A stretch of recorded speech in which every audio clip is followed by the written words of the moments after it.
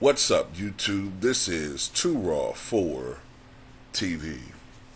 I have some sad news report in the world of the NFL. A legend has died. Chicago Bears linebacker, the legendary linebacker Dick Butkis, has died. It was confirmed today. He died peacefully in his sleep overnight at his home in Malibu, California.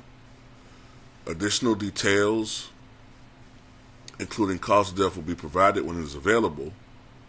Butkis, who played for the Bears from 1965 until 1973 and was an iconic representative of the team for generations, was 80 years old. He was born December 9th, 1942, to a Lithuanian-American family in the far south side's Fernwood neighborhood. He was the youngest of 9 children.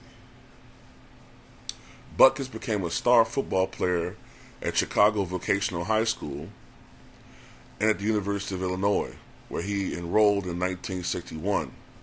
By his junior year in 1963, he had already made 145 tackles and forced 10 fumbles. He led the Fighting Illini to the Big Ten championship that year, and they finished the season ranked 3rd in the nation. The Illini beat Washington 17-7 in the Rose Bowl that year. Butkis was unanimously named All-American in 1964, playing both sides of the ball, being a center on offense and a linebacker on defense. He later had his University of Illinois jersey, number 50, retired, and is only one of 2 players to have received such an honor there. Butkis was drafted into the NFL by the Bears in 1965, wearing jersey number 51. He had 11 solo tackles in his first game. Butkis was a top contender for NFL Rookie of the Year, but was edged out by his Bears teammate and fellow first-round draft pick, Gale Sayers. The 6'3", 245-pound powerhouse terrorized opposing ball carriers and quarterbacks. His mauling style of tackling was worthy of a grizzly bear.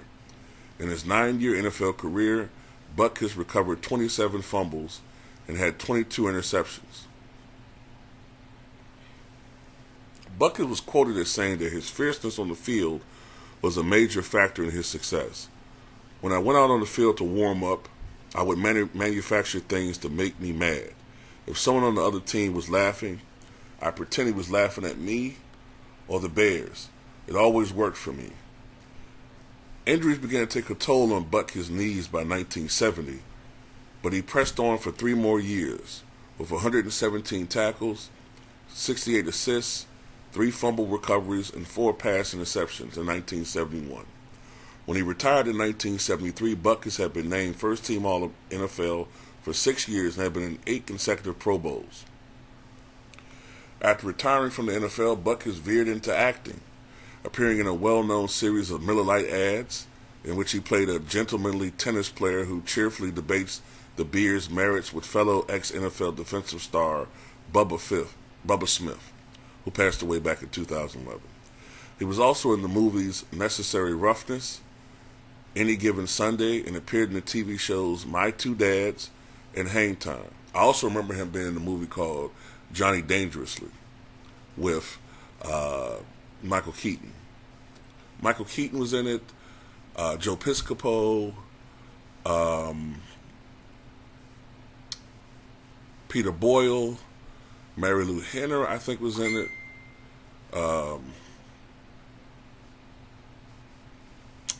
What's the guy's name? I think it's something Green. I can't think of his first name right now. But anyway, just last year, Butkis took over the Bears' Twitter feed, posting a couple of videos where he recalled his most memorable moments on the field. He said his favorite game in which he ever played was a game against the San Francisco 49ers at Wrigley Field, which the Bears shared with the Cubs before they moved to Soldier Field in 1971. It's the day that Gale Sayers scored 6 touchdowns and did it all different kinds of ways. And you know, I was on all the kicking teams except the kickoff team at that point, but you know, we busted him on a punt return. I don't know if he had a kick return or not, but he had 6.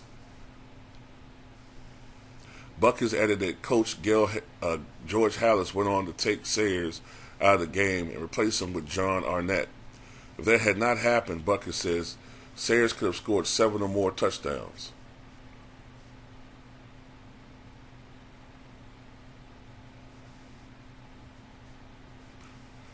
Future head coach Mike Ditka was also on the field as a player for that game. A contemporary Chicago Tribune account notes that he took out 49ers defensive lineman Roland Lakes to help clear the way for the fourth of Sayers' 6 touchdowns. The Bears won that game 61-20. Back in 2019, Butkis was honored with a 12-foot, 1,000-pound Brown statue outside of Memorial Stadium at the University of Illinois. Bears chairman George H. McCaskey released a statement Thursday calling Butkis the ultimate Bear. He was Chicago's icon. He exuded what our great city is all about, and not coincidentally what George Halas looked for in a player: toughness, smarts, instincts, passion, and leadership. He refused to accept anything less than the best from himself or from his teammates. The NFL also honored Butkis this evening, and I'm pretty sure they're going to honor him this weekend. Dick Butkis, NFL legend, gone at the age of 80.